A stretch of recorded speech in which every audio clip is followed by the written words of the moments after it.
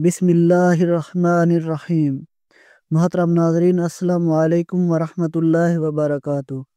कुदरतुल्लाह शहाब कहते हैं कि इंसाफ किसी भी माशरे के लिए रीढ़ की हड्डी की हैसियत रखता है।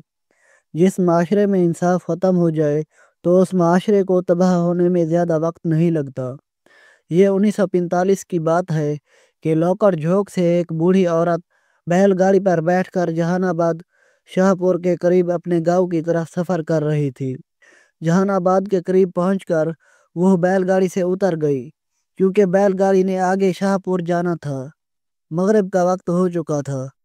वह बूढ़ी औरत बगैर कोई खौफ महसूस किए अपने गांव की तरफ पैदल चलने लगी।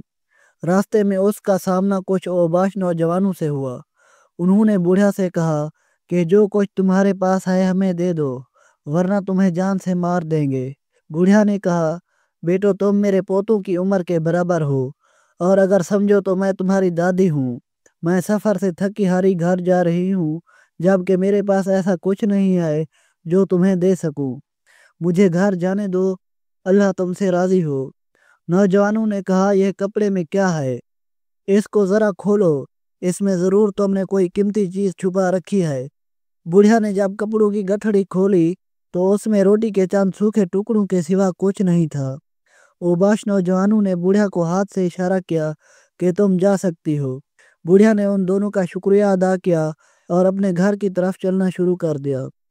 दोनों ओबाश नौजवानों में से एक की नज़र बुढ़िया के कानों पर पड़ी, जिन पर पुराने ज़माने के रिवाज के मुताबिक चार चार सोने की कीमती बालियाँ छेदों में मौजूद थी। उसने अपने दूसरे साथी से कहा कि हम भी कितने बेवकूफ़ हैं। खजाना तो बुढ़िया के कानों में लगा हुआ है, और हम सूखी रोटियों को देखकर मायूस हो गए।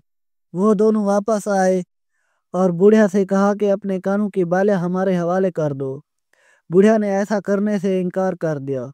बूढ़ी उन अवबाश नौजवानों से कहने लगी कि यह मेरी ज़िंदगी की कुल कमाई है, और यह मेरे शौहर की आखिरी निशानी है। तुम मेरी जान ले लो, लेकिन यह हरगिज़ ना लो। लेकिन उन बदबख्तों ने एक ना सुनी, और वह आगे बढ़े, और इन बदनसीबों ने वह बालियाँ बुढ़िया के कानों से खींचकर ज़बरदस्ती उतार ली और भाग गए। बेचारी बुढ़िया के कान खून से लथपथ हो चुके थे। यह सच का दौर था। लोग सच्चे और बेबाक हुआ करते थे। वो बूढ़ी औरत अपने गांव ना गई, बल्कि सीधी शाहपुर की तरफ रवाना हुई, उस हालत में कि बालियाँ खींचने की वजह से उसके कानों से खून बह रहा था और कपड़े भी खून से भर चुके थे। रात देर तक शाहपुर के एसपी के घर के गेट पर बेल बजाती रही। चौकीदार काफ़ी देर बाद आया तो बुढ़िया ने कहा, मुझे एसपी साहब से मिलना है। उसकी हालत और मौके की नज़ाकत को देखते हुए फौरन एसपी से मिलवाया गया, और एसपी साहब उसी वक्त अपने अमले समेत खुद जाए वकुआ पर पहुंचे। उधर एक कैंप लगाया और उस वक्त तक इसी जगह ठहरने का फैसला किया जब तक इस इलाके की पुलिस मुजरिम को पकड़ ना ले। उस एसपी ने यह ऐलान किया कि कोई भी एहलकार तब तक ना कुछ खा सकता है, ना पी सकता है, और ना ही अपने घरों को जा सकता है, जब तक कि इस बूढ़ी औरत के मुल्ज़िमों को पकड़कर यहाँ पेश नहीं किया जाता। इलाके के तमाम लोग साहब बहादुर के इस अक़दाम पर हैरान हुए, क्योंकि इससे पहले ऐसा कभी नहीं हुआ था। 2 दिन तक मुजरिमों को तलाश किया गया, मगर वह कहीं नहीं मिले। मगर साहब बहादुर ने हिम्मत न हारी और उधर ही बैठे रहे। उस गांव के नंबरदार ने पुलिस, एसपी और दीगर अमले के लिए खाने की पेशकश की, तो एसपी गुस्से हो गया। गांव वाले बड़े हैरान थे कि हमें तो ऐसा लगता है कि यह बूढ़ी औरत एसपी की कोई रिश्तेदार है, क्योंकि एसपी बहुत ज़्यादा गुस्से में है, और ना दिन को आराम करता है और ना रात को, और ना ही अपने अमले को आराम करने देता है। बस इन मुल्ज़िमों को पकड़ने की मुख्तलिफ तरकीबें सोचता रहता है। और आखिरकार उस साहिब बहादुर ने मलका बरतानिया की तस्वीर वाले सोने के एक कीमती सिक्के में सुराख करवाया। एक माहिर सुनार ने उसमें सुराख किया और फिर उस सिक्के में धागा डाला। एक बकरी के गले में वो सिक्का डाल दिया और हुक्म दिया कि इस बकरी को छोड़ दो, ये जहाँ मर्जी चली जाए। बकरी ने एक सिमत में चलना शुरू किया। वो चलती गई, और एक मखसूस फासले पर कुछ पुलिस के एहलकार भी उसके पीछे चलते रहे। काफी देर बाद वह बकरी एक पुरानी सी हवेली के बाहर खड़ी हो गई और जोर जोर की आवाजें निकालने लगी। اہلکاروں نے یہ دیکھا کہ پرانی حویلی سے دو نوجوان باہر آئے۔ بکری کو غور سے دیکھا تو گلے میں سونے کے سکے لٹکے ہوئے نظر آئے۔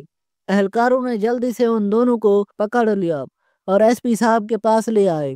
صاحب بہادر سے پوچھا گیا کہ آپ نے بکری کے گلے میں سونے کے سکے کیوں ڈالے؟ اس نے بتایا کہ یہ ایک خاص نسل کی بکری ہے، اس کے گلے میں سونا تھا، یہ اسی سمت میں ہی گئی جہاں قدیم سونا موجود تھا۔ بوڑھا کے کانوں کی بالیاں بھی قدیم سونے سے بنی ہوئی تھی، اس لیے مجرموں کو پکڑنے میں آسانی ہوئی۔ ایس پی صاحب نے ان دونوں مجرموں سے پوچھا کہ اپنی سزا خود ہی منتخب کرو۔ دونوں سر جھکائے کھڑے رہے اور کوئی بھی جواب نہ دے سکے۔ ایس پی بھی خاموش ہو گیا اور وہ نہ جانے اپنے دماغ میں کیا سوچ رہا تھا۔ اچانک ایس پی صاحب نے ایک آدمی کو حکم دیا کہ علاقے بھر میں منادی کر دو کہ آج فلاں مقام پر ایک بہت بڑا میلہ لگے گا۔ میلے کا نام سنتے ہی گاؤں کے لوگوں کا ہجوم اس ریت کے ٹیلے پر جمع ہونے لگا۔ جب ہزاروں کی تعداد میں لوگ جمع ہو گئے تب اس نے بوڑھا کے ہاتھ میں ایک گرم سلائی دی اور کہا کہ ان دونوں نوجوانوں کے کانوں سے گرم سلائی گزارو تاکہ ان کو بھی اسی درد کا احساس ہو جو تم نے محسوس کیا۔ چنانچہ ایسا ہی کیا گیا، اور جب وہ دونوں درد سے چلا رہے تھے تو ہجوم میں کھڑا ہر شخص بڑے ہی غور سے دیکھ رہا تھا۔ ایس پی نے میلے کا نام صرف اس لیے لیا تھا کہ لوگوں کو اکٹھا کیا جا سکے اور ان دونوں کو سزا دیتے وقت ہر آدمی یہ دیکھ لے کہ اگر کوئی چوری یا بدکاری کرے گا تو اس کی سزا کیا ہوگی۔ لوگوں نے اس واقعے سے بہت زیادہ عبرت حاصل کی۔ اس کے بعد ایس پی نے مستقل طور پر وہ سونے کا سکہ اسی بکری کے گلے میں ڈال دیا اور حکم دیا کہ آج کے بعد اس بکری کو کوئی بھی نہیں باندھے گا، یہ جہاں مرضی گھومے پھرے۔ جس بڑے سے بڑے چور ڈاکو میں ہمت ہے تو وہ اس بکری کے گلے سے یہ سونے کا سکہ اتار کر دکھائے۔ کہتے ہیں کہ کئی سال تک وہ سونے کا سکہ بکری کے گلے میں موجود رہا، لیکن اسے کوئی شخص اتار نہ سکا کیونکہ سب نے ان دونوں چوروں کا انجام دیکھ لیا تھا۔ ناظرین کرام، افسوس کہ آج ہوا کی بیٹی اس ملک میں محفوظ نہیں ہے۔ معصوم بچے زیادتی کے بعد قتل ہو رہے ہیں۔ معصوم بچوں کے سامنے ان کی ماں پر تشدد کیا جاتا ہے۔ 3 معصوم بچوں کے سامنے اندھا دھند فائرنگ کر کے ان کے والدین کو مار دیا جاتا ہے۔ ڈیوٹی پر موجود ایک پولیس اہلکار کو اڑا دیا جاتا ہے، جن کے ثبوت بھی سامنے آئے مگر کچھ نہ ہو سکا۔ مجرم وکٹری کا نشان بنا کر عدالت سے نکلتا ہے، مگر عوام ہے کہ خاموش اور بے حاس ہو کر اپنی باری کا انتظار کر رہے ہیں۔ ہر کوئی اسی خوف میں مبتلا ہے کہ ان کی باری کب آئے گی۔ خدا را اپنی نسلوں کو بچانے کے لیے آپ ہی کو کچھ کرنا ہوگا ورنہ بہت دیر ہو جائے گی۔ نیلسن منڈیلا نے بالکل سچ کہا تھا کہ غربت کو صرف انصاف سے ختم کیا جا سکتا ہے۔ علامہ اقبال فرماتے ہیں کہ خدا نے آج تک اس قوم کی حالت نہیں بدلی، نہ ہو خیال جس کو آپ اپنی حالت کے بدلنے کا۔